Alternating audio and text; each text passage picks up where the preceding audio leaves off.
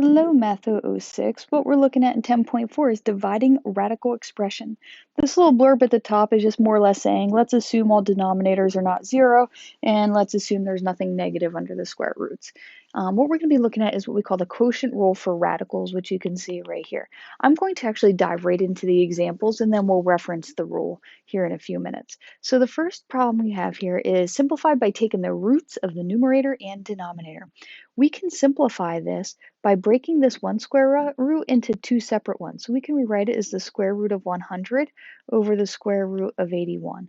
We know the square root of 100 is going to be 10. The square root of 81 is 9. So that would simplify to 10 ninths. You can always take a square root that has a division inside of it or a quotient and break it into two separate square roots. Now let's look at one that has variables. Let's jump down to number 4.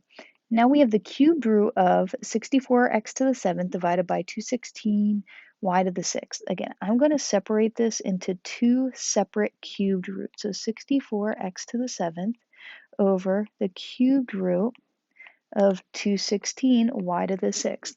Now we know that 64 is a perfect cube because 4 times itself 3 times gives us 64.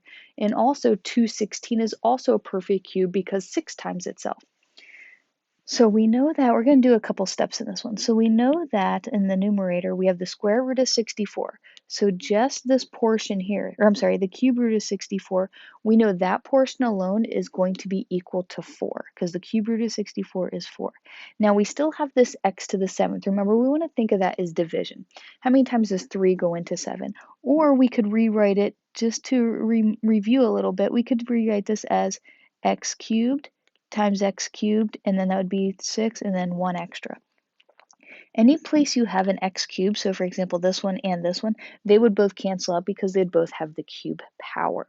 Keep in mind, a little bit more review from this is if you have the cubed root of x, that is the same as x to the 1/3 power. That is why when you have this x to the third, they cancel out. So anyway, continuing on with this problem, or we have the denominator. Again, we know that the cubed root of 216 is going to be 6. And then we have y to the 6, so we could rewrite that as y cubed times y cubed. Now, last step here is simplifying. We have 4x cubed, or the cube root of x cubed times x cubed times x. Well, we know that this would be 4, and we could take out 2 of those x's, and you still have a cubed root of x left over. And then we have 6, and then, oops, that should be a cubed root. And then we can see that these are both perfect cubes, so this would be 6y squared. And that would be our final answer for that one. Again, we ended up with x squared here because we have 2 that would be perfect cubes inside of there. And we have y squared in the denominator because we have 2 that are perfect cubes. What I would like you to do is I want you to pause your video and work through numbers 2, 3, and 5 and see how you do. Okay, so checking your answers here. For number 2, you should get 7/10. For number 3, you should get 5a squared times the square root of a over b cubed. Again, you can see underneath my square root, I rewrote a to the 5th as a squared times a. And I have 1, 2, a squared, so that's where that comes from. And then I have 1, 2, 3, b squared, so that'd be now b to the 3rd. Whatever your index is here, this is what you want to keep those exponents as. Number 5, we end up with 3x over y squared z. Everything inside of here is a perfect to the 4th root because the number 81 is a perfect number there because we can multiply 3 by itself 4 times. And then x to the 4th, y to the 8th, z to the 4th. Since they're all powers of 4, you know there isn't going to be anything left over. That's how you know. For example, number 3, b to the 6th. 6th is a multiple of the index, so you know there isn't any b's left over inside the square roots. Okay, so now what we're going to be doing is kind of going the opposite way with it. We're going to be taking two radicals and writing them under one radical. Now, the big idea here, and you see this up in the definition above, is in order to do this, they must have the same index. So you can see both of these are square roots, so it works. These ones are both cubed roots, so that's okay. They have to be the same. So for number 6, we can rewrite this as the square root of 28y over 4y. Now we know 28 divided by 4 is going to be 7. So we could rewrite this as 7. We also notice that we have a y in the numerator and denominator, which will cancel. Therefore, our final answer is going to be the square root of 7. And number 7, we can rewrite this as the cubed root of 40 divided by 5. Well, we know 40 divided by 5 is going to be 8. The cubed root of 8 is 2. So now you might think, okay, well, how do I know if I need to leave it as 2 separate or put them under 1? Because we've done both of those here. And what you want to do is kind of look at the numbers themselves.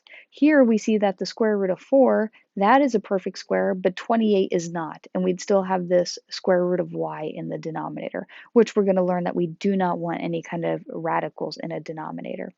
So the idea is if you can eliminate the radicals, then you can break it into two. Like all of these radicals in the denominators were all perfect numbers. Here it is not perfect. This one is also not perfect. We don't know the cubed root of 5. However, when we divide that, then we can figure it out. Okay, moving on to the next. Let's see. Let's have you pause the video and work through 8, 9, and 10. Okay, you can see for answers here, number 8, again, put them on underneath one radical and simplify. We get 2b times the square root of 2b. Number 9, we put everything under one radical, and we want to divide. And then I also know I simplified within my exponents here. If I have x to the 5th in a numerator, x squared in denominator, that's going to leave me with an x cubed and so forth. X cubed is a perfect cube, so is 27. Y to the 5th, we know 3 goes into 5 one time with 2 left over. So we're left with, and then that actually should have a cubed root with it, cubed root of y squared. And then the last one, number 10, you get 5 times the square root of AB. Okay, moving on to the next part. Rationalize each denominator. To rationalize, multiply the fraction by a multiple of 1. What it means is we do not want any kind of radicals in a denominator. No answer should have radicals in the denominator. So we need to get rid of it. And it tells us to multiply by a factor of 1. So in order to get rid of this, for this one, 1 over the square root of 2, whatever the denominator is, that's what you're going to multiply by. So we're going to multiply both sides by the square root of 2. Now when we do this, think back to how we multiplied these in the previous section. 1 times the square root of 2 would be the square root of 2. The square root of 2 times the square root of 2, you multiply the radicands, which would be the square root of 4. Now you might be able to start skipping some steps now that you see what we're going to do. The numerator stays as the square root of 2, but the square root of 4 is a 2. So we're left with root 2 over 2. And the reason why is because whenever you multiply a radical by itself, you're just left with that number. So let's go ahead and look at number 13 because we have another number involved with that one. So for 13, we have to multiply by a factor of 1. Since the radical is in the denominator is root 7, we multiply the numerator by root 7 and the denominator by root 7. So now in the numerator, we have 3 times the square root of 7, and then the denominator, just keep the 2 out front. Square root of 7 times the square root of 7 is the square root of 49. And then we get 3 times the square root of 7 over 2 times, and we know that the square root of 49 is equal to 7. So we multiply that by a 7. So we're left with 3 times the square root of 7 over 14. Now I want you to pause the video again and finish 12, 14, and 15. Okay, you can see my answers here. For number 12, I want to start with that. You can see how the 4/5 is underneath one radical. So when I multiplied by that multiple of 1, I put it all underneath of one radical. It doesn't necessarily matter if you do it like this or if you do it like this. I usually just do it depending on how the problem is presented to me.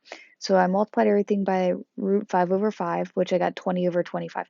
Now I could have divided by here and simplified this, but instead of doing that, I just took the square root of 20 over the square root of 25, simplified the square root of 20, and in the end got 2 root 5 over 5. Again, we do not want any kind of radicals in the denominators, so you want to avoid that. The next one, 13, that's when we did together. Let's see, 14, multiply by root 3 over root 3 to get 3 root 15 over 2 root 9. And the square root of 9 is 3, so we do 2 times 3 is 6. However, this 3 and 6 will simplify, so we get root 15 over 2. You can always simplify within the radicals or on the outside. You can never simplify something on the outside with something on the inside. And lastly, we have the square root of 3x over 10. I came over here for a little bit more space. Again, the denominator is 10, so we multiply by root 10 over 10. to get the square root of 30x over 100. The square root of 100 is 10, and there's nothing we can simplify with the square root of 30x. So now the last one we have here is, I just want you to read through this example. What you're doing is just substituting numbers in and simplifying. So go ahead, read through that, try it out, then check your work with mine when you're finished. Okay, you can see here we have the formula A equals the square root of W over R, where W represents the wattage, R represents the resistance. And we tells us that dryer has 22 ohms of resistance, so I put that here. And then it tells us 2200 watts of power, so I put that here. Substitute these two values in, and I just divided this. 2200 divided by 22 is 100. Square root of 100 is 10 amps. That's all we have for 10.4. Please reach out if you have any questions. Have a great day. Bye.